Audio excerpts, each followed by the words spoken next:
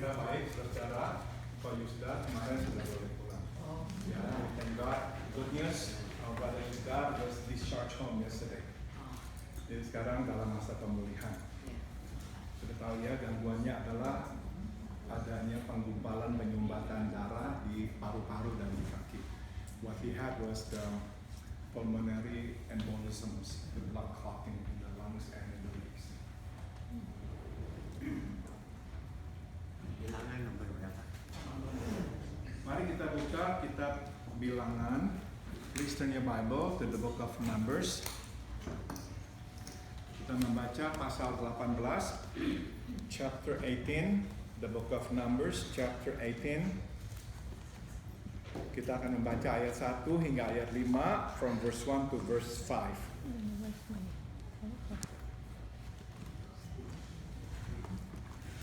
Mari kita membaca bersama-sama kitab Bilangan 18, 1 hingga 5, Numbers 18, verse 1 to verse 5.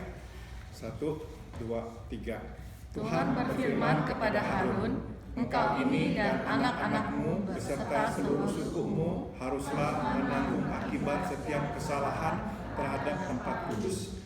Sedang hanya engkau beserta anak-anakmu lah yang harus menanggung akibat setiap kesalahan yang dilakukan dalam jabatanmu sebagai imam. Suruhlah juga saudara-saudaramu suku Lewi, suku bapak leluhurmu mendekat bersama-sama dengan engkau, supaya mereka menggabungkan diri kepadamu dan melayani engkau. Apabila engkau ini beserta anak-anakmu ada di depan kemah hukum, mereka harus melakukan kewajiban mereka kepadamu dan kewajiban mereka mengenai kemah seluruhnya. Hanya kepada perkakas tempat kudus dan kepada mesbah janganlah mereka mendekat, nanti mereka mati, baik mereka maupun kamu. Mereka harus menggabungkan diri kepadamu dan melakukan kewajiban mereka mengenai kemah pertemuan, sesuai dengan segala pekerjaan pada kemah itu. Tapi orang awam jangan mendekat kepadamu. Dan kamu ini haruslah melakukan kewajibanmu mengenai tempat kudus dan kewajibanmu mengenai mesbah, supaya orang Israel jangan lagi tertimpa oleh murka. Mari kita berdoa, let us pray. Bapa dalam surga, kami sudah membaca firman-Mu, sekarang kami mohon jelaskanlah supaya kami mengerti. We have read your word, oh Heavenly Father. Now we pray, please explain this to us so that we will understand it. Dalam nama Tuhan kami, Yesus Kristus, kami berdoa. In the name of our Lord Jesus Christ, we all pray. Amen. Halaman 41, page 41. Kepercayaan dan tanggung jawab adalah dua sisi dari koin yang sama, tambahkan kata koin. So, responsibility and trust or privilege are two sides of the same coin. Makin besar kepercayaan, makin besar pula tanggung jawab yang mesti diemban. Yeah, we all know the greater the trust, the privilege, the greater the responsibility. Tuhan Allah telah memberi kepercayaan yang besar kepada Harun dan keturunannya untuk menjadi imam. Ya, the Lord God has given that privilege, the trust, the charge to Aaron and his descendants to become priest. Mereka ditunjuk untuk menjadi penghubung, tambahkan kata penghubung, antara Allah dan manusia. Yeah, they have been appointed to become the mediator between God and man. Berbeda dari Musa yang berperan secara sementara, tambahkan kata sementara, sebagai pembebas dan pemimpin umat Israel selama dalam perjalanan dari Mesir ke Kanaan. Peran dan tugas Harun dan keturunannya sebagai imam bersifat permanen dari saat itu sampai hari ini dan selamanya. So unlike Moses, whose role was actually temporary, He was the deliverer and he was the leader of the people of Israel on the journey from Egypt to Canaan. The role and the task that Aaron and his descendants had as a priest is permanent. Yeah, it began then, it lasted till today, and it will last forever. Imam mewakili Allah di hadapan manusia, tambahkan kata manusia. Dan imam mewakili manusia di hadapan Allah. So a priest represents God before man, and a priest represents man before God. Jadi saudara, peranan Musa dan tugasnya sementara. Ya, we all know Moses' role and job was temporary. Setelah mati, ya sudah, tidak ada lagi ya. After he died, and that's it. Kemudian Israel masuk ke tanah yang Tuhan janjikan. As you remember, the people of Israel entered the promised land. Tapi peran dan tugas Harun berlanjut, permanen selama-lamanya. But we all know that the role and the task of Aaron as a priest lasts forever. To this day. Ya, sampai hari ini imam ada. Dan sekarang di dalam gereja ada pendeta yang berfungsi seperti imam. In our church we have a pastor that is actually functioning as a priest. Walau belum tentu mereka berbuat salah, mereka tetap mesti bertanggung jawab atas kesalahan umat Israel. Even though they themselves may not have committed a sin or a mistake, they are still responsible for the mistakes or the sins of the people of Israel. Dan sudah tentu mereka pun bertanggung jawab atas kesalahan mereka sendiri. And of course, they are responsible for their sin or their mistakes. Saudara, tadi kita udah baca firman Tuhan ya, di pasal yang 18 ayat 1 kita bisa lihat di situ, Tuhan menuntut pertanggungjawaban mereka. Meskipun yang salah bukan mereka. As we have read in verse 1, we see that God actually holds them accountable. Not only for their own sin, but the sin of their people. Ya, jadi inilah yang harus mereka itu lakukan. Sambung, dari sini dapat kita petik satu pelajaran, yaitu seorang pemimpin bertanggung jawab atas kesalahan orang yang dipimpinnya. Tambahkan kata dipimpinnya. So from this we can glean a lesson, which is a leader is responsible for the mistakes made by the people who are under him or her. Tugas pemimpin, apalagi pemimpin rohani, bukanlah menutupi kesalahan. Tambahkan kata menutupi. Melainkan memikul. Tambahkan kata memikul kesalahan umat yang dipimpinnya.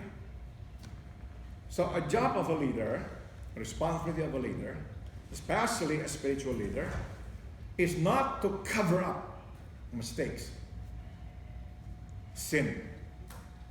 Instead, he is to bear the mistakes or the sins of the people that he is responsible for.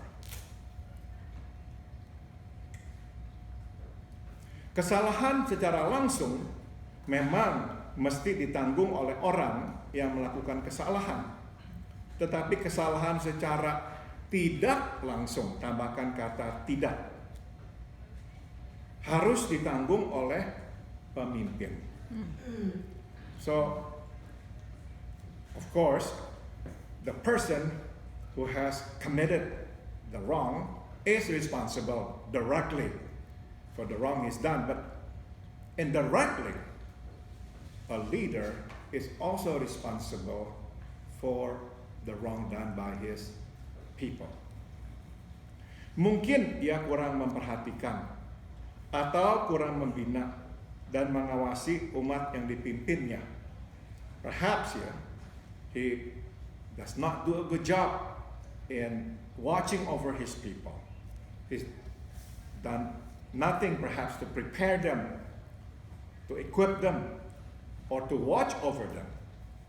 Dari sini dapat kita lihat bahwa Tuhan menuntut pertanggungjawaban bukan saja dari orang yang bersalah, tetapi juga dari pemimpin orang yang bersalah. Tambahkan kata pemimpin. So we can see here that God holds or asks for accountability, not only from the person who has perpetrated the wrong, but also from the leader of the person who has perpetrated the wrong. Saudara, ingat nggak kejadian pembunuhan massal? Bukannya yang terakhir ini, ada terlalu banyak ya, jadi nggak bisa ingat yang mana. Tapi akhirnya jaksa memutuskan menuntut orang tuanya. Sebab orang tuanya itu tuh tahu, tapi dianggap lalai berbuat sesuatu mencegah anaknya membunuh orang. Yang di sekolah itu tuh ya, bukannya yang Uvalde, bukan yang terakhir, sebelumnya. Do you remember the story? That the prosecutor decided to also press charges against the parents, and they were arrested. Even though who went out to the school and killed people was their son. But the state thought that the parents bore some responsibility because they knew what happened. They did not stop him. They in fact bought him guns for his birthday. Udah tahu anak itu begitu bermasalah, pernah mau membunuh diri, mengancam mau membunuh orang tuanya, ya. He threatened to kill his parents, he threatened to kill himself, and the parents bought them guns. And that's why the state finally prosecuted the parents as well. Saudara, inilah cara kerja Tuhan, ya, dan memang ini juga yang akhirnya diterapkan oleh pengadilan atau sistem keadilan di dunia ini. That's the way God operates, and it has been adopted by people perhaps all over the world. Maka saudara, yang kita selalu bisa ingat ya, karena negara ini yang selalu melakukannya, negara lain kurang, yaitu di Jepang. Setiap kali ada masalah, yang di bawahnya yang akan turun kebanyakan adalah Perdana Menterinya. Ya, I can always remember this happens consistently in Japan. Whenever there's a problem done by a minister or whoever, the one who decided to step down is the Prime Minister. Dia sendiri nggak berbuat salah loh, tapi dia berkata saya bertanggung jawab. Karena saya bertanggung jawab, maka dia turun, ya, dia mengundurkan diri. So we see here that because they feel they are responsible for it, they step down. Ya, jadi saudara, memang itulah yang Tuhan juga inginkan. Ya, Tuhan itu menuntut pertanggungjawaban dari pemimpin atas bawahannya. Ya, God holds leaders accountable for what happens among the people that they lead. Sambung. Tuhan Allah pun memerintahkan agar Harun mengumpulkan dan mengkaryakan semua orang dari suku Lewi dalam pelayanan. Tambahkan kata pelayanan. God also commanded that Aaron bring all the people of Levite or the Levites and involve them in ministry. Tugas mereka adalah melayani imam Harun dan keturunannya, bukan melayani di kemah pertemuan yang merupakan cikal bakal bait Allah. Their job is to serve the priest, assist the priest, Aaron and his descendants, not directly serve in the meeting tent, which is to be later on the temple of God. Pelayanan di kemah pertemuan adalah tugas eksklusif imam. Jadi hanya imam, tambahkan kata imam, yang boleh menghampiri Tuhan Allah di kemah pertemuan. So we see here that the ministries in the tent of meeting is the ministry that exclusively belong to the priest. So only the priest of God may approach God in the tent of meeting or later on in the temple. Mohon dimengerti, Tuhan melarang mereka menghampiri Tuhan dan menyentuh perabotan di kemah pertemuan bukan karena Tuhan membeda-bedakan manusia, tambahkan kata manusia, melainkan karena Tuhan membedakan tempat, tambahkan tempat. Please understand, God prohibits them, the Levites, to come to Him and touch the utensils in the tent of meeting. It's not because God differentiates men or discriminates against men, but God differentiates places. Di mana ia berada, di situ ada kekudusan. Where He is, there is holiness. It becomes holy. Dan hanya orang yang dikuduskan, tambahkan kata dikuduskan, olehnya, yang boleh berada di tempat yang kudus itu. And only those who have been sanctified by Him may come to that sanctuary, to that holy place. Stop dulu ya. Jadi saudara, Tuhan tidak berkata imam lebih baik daripada orang biasa, maka hanya imam yang boleh datang menghampirinya. Please understand, it is not that because priest is better than the regular people, the common people, then only a priest may approach God. No, it is not about the person, but it is about the place. Where He is, it is holy. Jadi siapa yang datang, mesti yang Tuhan sudah pilih dan kuduskan. So, only he that has been sanctified by God may come and approach Him. Ya, itu. Sambung lagi. Dari sini dapat kita timba satu pelajaran, yakni kenyataan bahwa Tuhan menerima kita apa adanya tidak berarti bahwa kita boleh berbuat semaunya dengan Tuhan. So from here, from this, we can glean another lesson, which is the fact God accepts us just the way we are. It doesn't mean that we can do whatever we want with God. Jadi seyogianya dekat dengan Tuhan bukan saja membuat kita tentram, tetapi juga gemetar. Tambahkan kata gemetar. So, to be near God should not only give us peace, but should also make us nervous. Ngerti ya? Kita harus merasa gentar sewaktu menghampiri Tuhan yang kudus. So we should feel some trepidation, we should feel nervous, we should feel fearful when we come near God. There has to be that feeling. On one hand, we feel peaceful. On the other hand, we feel nervous because we are approaching a holy God. Jadi sama, ya sambung, kadang kita hanya mengingat keagungan dan kebaikan Tuhan, tapi lupa dengan kekudusan Tuhan. At times, we only remember the glory and the goodness of God, but we forget the holiness of God.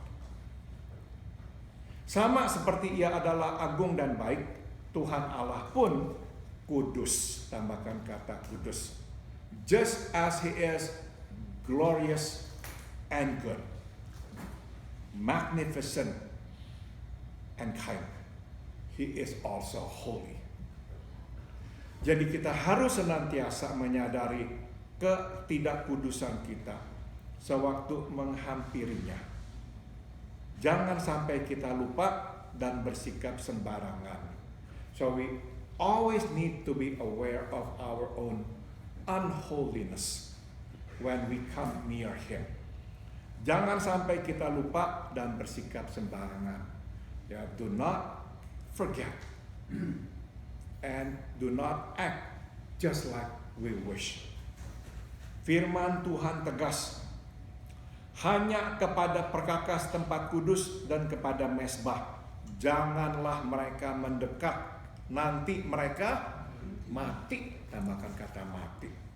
Ya, the word of God is very clear here. They should not be near the holy place and the altar, because if they come near it, they will die.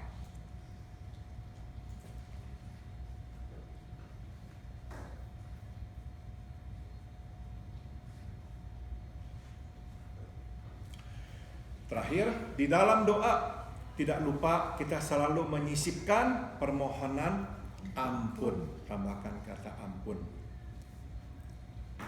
atas dosa kita. Ya, in prayer we never forget to ask for God's forgiveness for our sins. Sesuai dengan ajaran Tuhan kita Yesus di Matius 6:12. Dan ampunilah kami akan kesalahan kami. In accordance to the word of our Lord Jesus in Matthew 6:12. And forgive us our trespasses. Sudah tentu kita tahu bahwa Yesus Putra Allah telah mati untuk dosa kita dan Ia sudah, tambahkan kata sudah, mengampuni kita. Of course we know that Jesus the Son of God has died for our sins and He has forgiven us.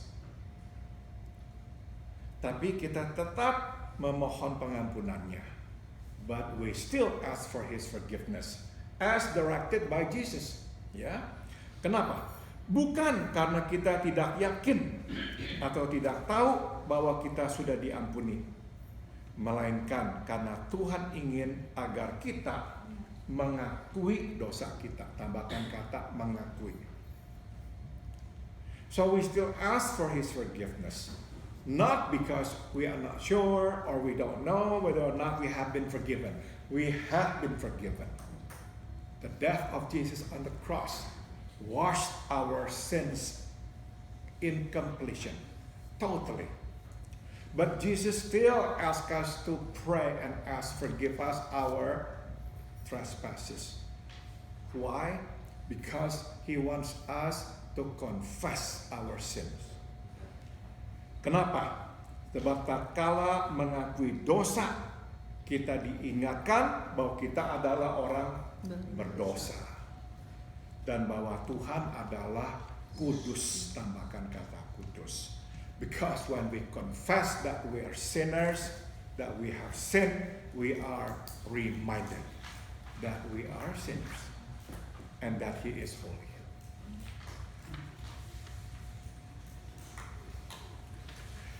Stop dulu saudara ya, terakhir. Saudara bisa nggak beritahu saya di dalam zaman kita sekarang ini aspek tentang Tuhan yang hampir hilang, yaitu aspek tentang apanya? Can you tell me? What is it about God, an attribute of God that is disappearing nowadays in our Christianity? Holiness of God. Betul sekali, kekudusan Tuhan. Saudara, kita sangat menekankan kebaikan Tuhan, which is true. Yeah, we put so much emphasis on the goodness of God, which is good, which is true. He is good, He is kind, He is loving. Tapi saudara, Dia sangat menekankan kekudusannya. But He put so much emphasis on His holiness. Begitu dia menekankan hal ini sehingga dia berkata kalau orang-orang Lewi dekat-dekat dengan mesbah mati. Yeah, he is so serious about his holiness that he told the Levites, if you ever come near the altar in the tent of meeting, you would die.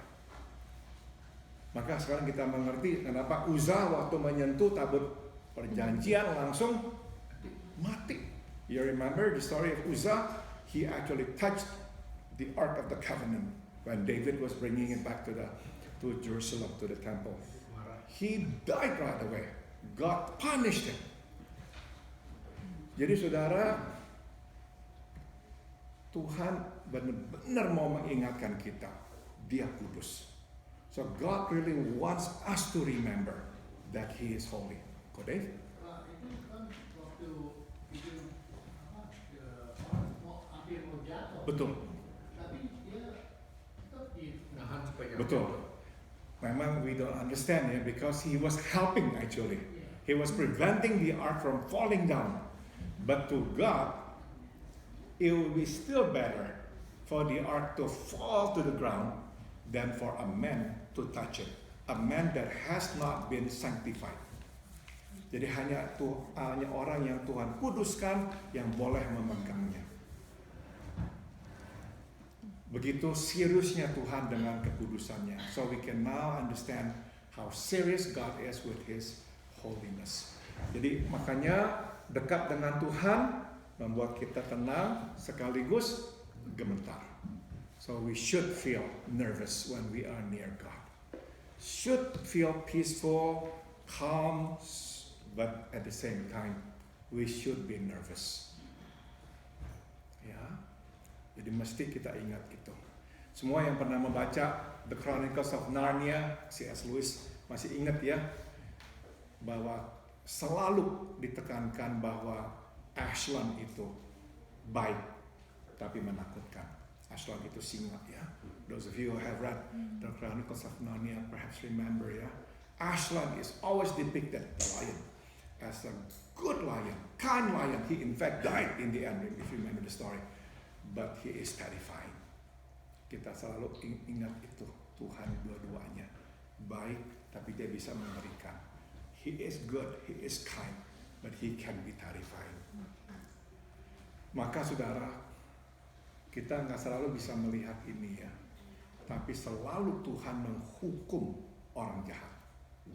We don't always see it, but we must believe He actually will go after the evil ones. He will punish them. He will, saudara. Ya, mungkin kita yang sudah lebih tua bisa mengingat, iya ya, orang ini nih kok begini ya, orang ini kok begini ya, apa yang Tuhan lakukan, kok keras sekali Tuhan mengajarnya.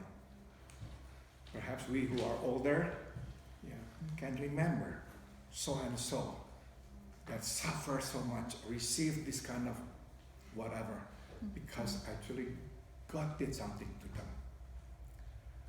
Maka waktu Dia berkata, vengeance is mine, Dia bukan hanya membuat kita tenang loh, supaya kita jangan ikut-ikutan membalas, tapi He actually promised, I will do it, I will do something. So when He said vengeance is mine, it's really His, because He will actually execute His vengeance. Maka kita nggak boleh main-main dengan Tuhan. Kita harus takut Tuhan. Yeah, we cannot play around with God. We must be afraid of Him. Oke, kita sekarang boleh berdoa. Kita akan akhiri.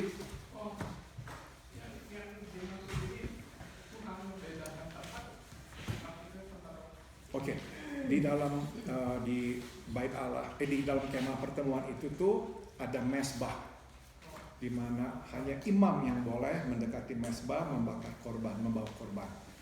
Itu khusus sekali, kudus sekali. Jadi yang hanya boleh dekat ke mesbah itu orang yang Tuhan kuduskan, dalam hal ini imam. Mereka nggak boleh masuk ke situ sembarangan.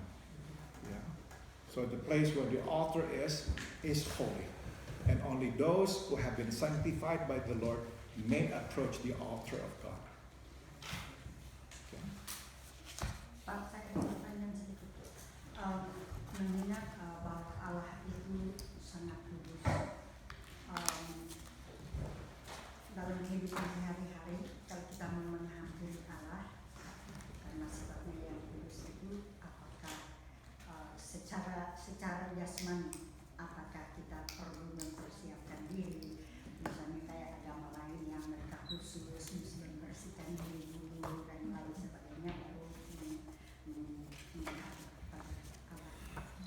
ini pertanyaan yang baik sekali. Begini, kalau ibu hati merasa rasanya lebih tenang hatinya, kalau ibu hatinya merasa lebih tenang, ibu hati boleh melakukan itu, silakan, nggak apa-apa. Sebelum berdoa, ibu hati mau cuci muka, tangan, go ahead. Whatever you do it for the Lord. Tapi kalau orang berkata, ya saya nggak apa-apa, ya saya pokoknya lebih begini, lebih nyaman, nggak apa-apa, saya doa, tapi saya juga mempersiapkan hati, itu pun juga nggak apa-apa. Tapi yang penting adalah waktu kita datang kepada Tuhan, mesti hormat. So when we pray to God, when we come to Him, we must come in reverence. Yeah, we should not take Him for granted. Oh, He's my buddy. No, He's not your buddy. He's your God. He is your King. Yeah, you have to really treat Him with that respect, that much respect. And the God of the Old Testament is still the God of the New Testament and even the God of today. He's not different. He's still the same. Jadi nggak apa-apa kalau ibu hati merasa lebih tenang, bersihkan badan, tubuh sebelum berdoa. Go ahead. Ya. Supaya hati ibu, hatinya bersih. Bukan hanya ria tapi bersih. Oke, minta sekarang Santi yang berdoa. Terima kasih. Bapa di dalam surga, kami bersyukur Engkau mengingatkan kami, Engkau adalah Allah yang kudus, dan Engkau serius dengan permintaan bahwa jadilah kudus karena Bapa sendiri ingin hidup kudus. Bapa di dalam surga, kami jauh dari keinginan hidup kudus, sebab itu kami bersyukur Engkau mengirim anak-Mu Tuhan Yesus membantu kami hidup kudus. Bisa kami meminta Tuhan kekuatan mengingat Tuhan yang kudus, supaya kami juga belajar datang kepada Tuhan dengan hati yang kudus, memikirkan juga kedaulatan Tuhan, kebesaran Tuhan di dalam hidup kami, supaya kami menjadi anak yang kudus, anak-anak Tuhan yang kudus, yang memuliakan nama Tuhan di dalam kehidupan sehari-hari.